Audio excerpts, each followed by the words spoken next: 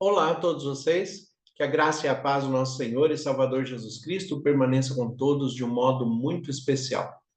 Eu tenho falado bastante a respeito da expressão da Bíblia na sua escrita, que nós temos que compreender a cultura hebraica, a cultura judaica, para compreendermos e interpretarmos melhor aquilo que foi escrito, porque afinal de contas, a Bíblia foi escrita no Antigo Testamento em hebraico, com alguns trechos em aramaico. O aramaico é praticamente um dialeto do próprio hebraico. Então, basicamente, o Antigo Testamento foi escrito em hebraico e o Novo Testamento, ele foi escrito em grego, mas foi escrito por judeus, com exceção de Lucas, que era grego também. Lucas escreve o Evangelho de Jesus Cristo segundo Lucas e escreve o livro de Atos. Agora, todos os outros escritores de todos os livros do Novo Testamento são judeus. Então, nós temos que entender também da cultura grega um pouco para compreender a escrita, mas não podemos esquecer que eles estão escrevendo em grego com um pensamento judaico. E isto vai fazer muita diferença na interpretação do contexto daquilo que nós estamos lendo. E conhecer a cultura hebraica é essencial para que nós compreendamos de fato aquilo que está sendo escrito na coerência bíblica. Sempre que nós temos o privilégio, né, graças a Deus, eu tive o privilégio de estudar hebraico, estudar grego, lecionei a respeito do aprendizado, do ensino desses idiomas, também na hermenêutica, na exegese, que são as expressões teológicas de interpretação da Bíblia. Então, graças a Deus, eu tive a oportunidade de ter uma boa formação nesta área e isto me possibilitou, dentro do conhecimento do idioma natural da Bíblia e também da cultura hebraica e grega, mas principalmente da cultura hebraica, de compreender muito melhor a expressão da palavra de Deus. Como, por exemplo, um salmo que é muito conhecido de todos, que é o Salmo 23, onde na nossa tradução da língua portuguesa, ele é comum que seja traduzido dessa forma: o Senhor é o meu pastor e nada me faltará. A expressão do hebraico em si, ele diz Adonai Roi Lo Echissar, que quer dizer, ele vai trazer a expressão, sendo o Senhor o meu pastor, eu não terei necessidade. Então, quando nós observamos entre o Senhor é meu pastor e nada me faltará, e sendo o Senhor o meu pastor, eu não terei necessidade, então nós vemos uma diferença grande na compreensão daquilo que Deus está colocando.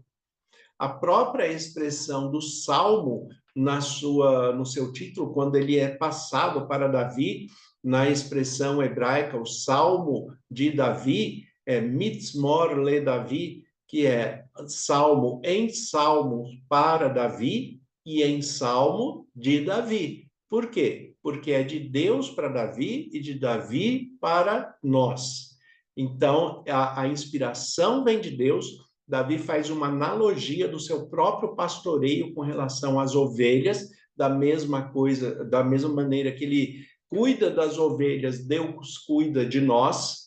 Então ele faz essa analogia, mas ele está sendo inspirado e Deus respeita o seu limite de conhecimento, de interpretação, usando a própria experiência de Davi como pastor para trazer essa analogia. Então, ele escreve Adonai Roi Loe Sor, sendo o Senhor o meu pastor, eu não terei necessidade. Não é que nada me faltará, mas aquilo que me é necessário, Deus está atento e vai suprir todas as nossas necessidades. Então, as nossas vontades, né, que muitas vezes não são supridas, porque nós não somos filhos mimados de Deus. Todas as nossas vontades não são supridas, mas aquilo que nos é necessário, isso nunca nos faltará. Então, sendo o Senhor o meu pastor, eu não terei necessidade. Só para vocês terem uma ideia como que se interpreta e como que se observa o idioma hebraico e a sua diferença dentro da expressão literária da tradução. Não que a tradução da língua portuguesa que nós temos esteja errada, é que quando nós traduzimos, nós temos um contexto muito maior que, se fosse aplicado na tradução, então cada livro da Bíblia ficaria do tamanho da Bíblia que nós temos hoje. Porque o contexto de compreensão semântica é muito grande.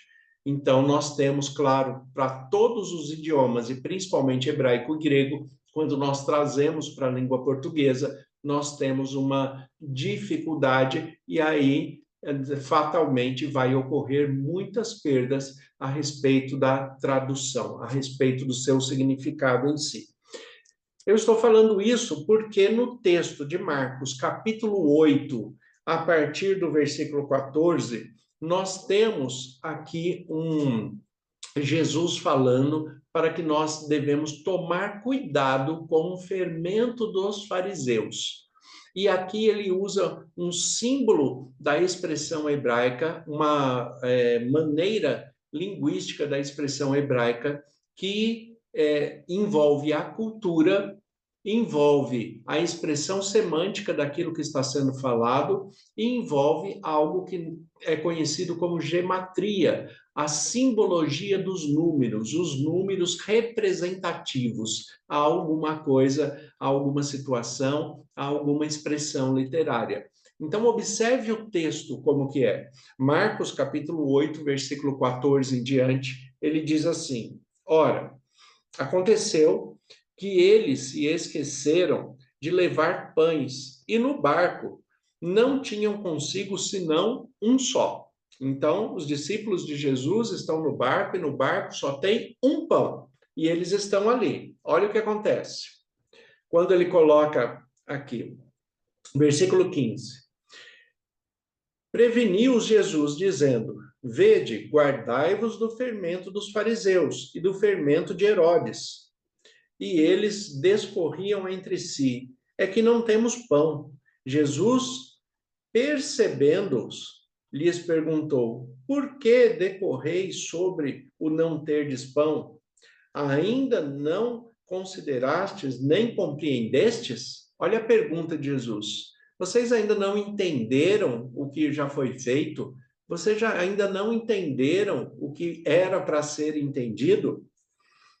O versículo 18. Tendo olhos, não vedes, e tendo ouvidos, não ouvis? Não vos lembrais de quando parti os 5 pães para os 5.000? Quantos cestos cheios de pedaço colheste? Responderam eles: 12. E de quando parti 7 pães para os 4.000? Quantos cestos cheios de pedaço recolhestes? Respondeu-lhe: 7. Ao que lhes disse Jesus: não compreendeis ainda? Olha a pergunta de Jesus. Da primeira vez, quantos pães e quantos peixes tinha? Né? Quantos pães tinha? Vocês estão achando que vai faltar pão para vocês? Vocês estão preocupados porque nós viemos para o barco, vocês esqueceram de trazer o pão, só trouxeram um pão. Nós temos um pão para 13 pessoas nesse barco, né? Porque são os 12 discípulos mais Jesus. Existe um pão para dividir para 13 pessoas. E aí Jesus, ele fala: você está andando comigo, você está me observando, está vendo o que eu estou fazendo, e você não compreendeu ainda nada? Agora, a maneira que Jesus pergunta é curioso, porque Jesus, ele mostra o que ele já fez. Ele fala aqui no versículo 17: por que decorreis sobre o não terdes pão? Ainda não considerastes nem compreendestes? Tende endurecido o coração? Tendo olhos, vocês não veem? Então, o versículo 19. De quando parti 5 pães para 5.000, quantos cestos cheios recolhestes? E responderam: 12. E o que isso significa? Né? Por que Jesus, no final, ele pergunta: vocês não compreenderam ainda? O que era para eles compreenderem? Se você não conhecer da cultura hebraica, se você não conhecer da expressão judaica, você não vai compreender também, porque isso não faz parte da sua cultura. O que está acontecendo aqui é que ele fala no versículo 15: preveniu-os Jesus dizendo: vede, guardai-vos do fermento dos fariseus e do fermento de Herodes. O que ele está falando aqui é a respeito de pecado, o símbolo do pecado dentro da expressão teológica para os hebreus é o fermento. É por isso que na festa da purificação, na festa dos pães asmos, se tira todo o fermento de dentro de casa, porque a ideia é você buscar santificação e tirar o fermento de dentro de si mesmo. Você tirar o pecado de dentro de si buscando santificação, buscando purificação. O fermento representa o pecado. Então, é por isso que na celebração da ceia do Senhor, nós da Igreja Adventista do Sétimo Dia não utilizamos vinho, né, porque o vinho é fermentado, e não usamos pão fermentado. O pão que nós usamos é sem fermento também, seguindo a orientação bíblica. Por quê? Porque o fermento representa o pecado, o pão fermentado seria um pão contaminado pelo pecado, e se ele representa Jesus, ele não pode ter esta expressão. E, da mesma forma, o suco de uva não pode ser vinho, porque a prescrição, né, a respeito da Páscoa, que é da onde vem a nossa ceia, já diz que na mesa da Páscoa não pode haver nada fermentado, porque tudo ali remete ao sacrifício do Messias, ao sacrifício de Jesus Cristo, que nós sabemos que é o Messias. Então, o pão não pode ser fermentado porque ele representa o corpo de Cristo e em Cristo não havia pecado, e o suco não pode ser fermentado porque ele representa o sangue de Cristo e o sangue de Cristo não tinha pecado. Então, nada relacionado ao pecado pode estar sendo representado no momento da expressão da ceia.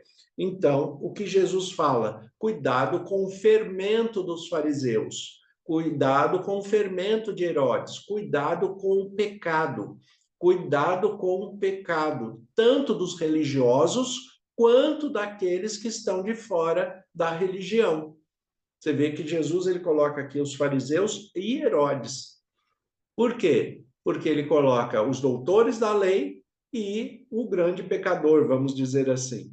Então, cuidado com o fermento do fariseu, que faz tudo pelo legalismo. São religiosos extremamente legalistas, estão pecando da mesma forma. E cuidado com aqueles que já são de fora, que são pecadores. E daí ele fala, qual que é o problema? Quando eu parti 5 pães para 5.000 pessoas, quantos cestos sobraram? É porque esses números, esses são os números que fazem parte da gematria, que na expressão hebraica vai de 1 a 12. Então, nós temos esta expressão da gematria judaica, que são os números que têm representações espirituais, representações com relação à cultura, à expressão daquilo que eles compreendiam. O 5 representa equilíbrio. O que Jesus está falando, que ele tinha 5 pães, ele estava equilibrado. E desses 5 pães para 5.000 pessoas, que também ele transmitiu o equilíbrio através dos seus ensinos. Como ele estava ensinando, dentro do equilíbrio da espiritualidade divina, então ele usa a expressão dos 5, que representa o equilíbrio. 5 pães é o equilíbrio de Deus para 5.000 pessoas que receberam a mensagem equilibrada de Deus, e sobraram 12 cestos. Por quê? Porque Jesus estava ensinando equilíbrio, confiança, sensatez. Então, 12 representa discipulado. Por isso que são 12 discípulos, porque 12 representa quem está aprendendo. Então, Jesus estava ensinando. E aí ele pergunta, vocês não lembram que eram 5 pães, 5.000 pessoas, e sobraram quantos cestos? Os próprios discípulos respondem, 12. Ou seja, Jesus estava ensinando. Depois Jesus ele faz uma outra pergunta no versículo 20. E de quando parti 7 pães para 4.000, quantos cestos cheios de pedaços recolhestes? Responderam, 7. Por quê? 7 representa a perfeição. Era para eles terem aprendido tudo com perfeição. Jesus primeiro partiu 5, mostrou o equilíbrio, ensinou aos 12 e sobraram 12 cestos, o ensino. Agora, ele pegou 7 pães, os 7 por quê? 7, ele está agora trazendo a ideia de que os discípulos já deveriam ter aprendido tudo com perfeição. Então, ele pega 7 pães e distribui para 4.000, porque o 4 representa a totalidade, né, daquele que está esperando. Então, por exemplo, a Bíblia fala dos 4 cantos da terra, que significa a totalidade da terra, porque até então eles também pensavam que a terra era quadrada. Então, os 4 cantos representam a totalidade da terra. Essa expressão de totalidade e espera. A questão é, ele pegou 7 pães, que era para mostrar que os discípulos já deveriam ter aprendido com perfeição, e repartiu para 4.000, ou seja, para todos os que estavam ali.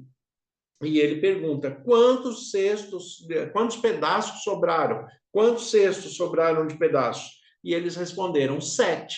Por que 7? Porque 7 é a perfeição. Já era para ter aprendido, não era para estar duvidando, não era para estar discutindo se vai faltar pão ou não, porque só tem um. Porque mesmo que tenha só um, vai ser suficiente para os 13 que estão ali, os 12 discípulos mais Jesus.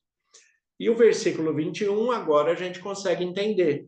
Ao que lhes disse Jesus, não compreendeis ainda?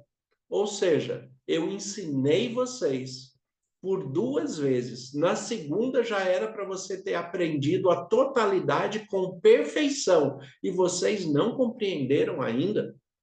A questão que Jesus está trazendo para nós é exatamente essa.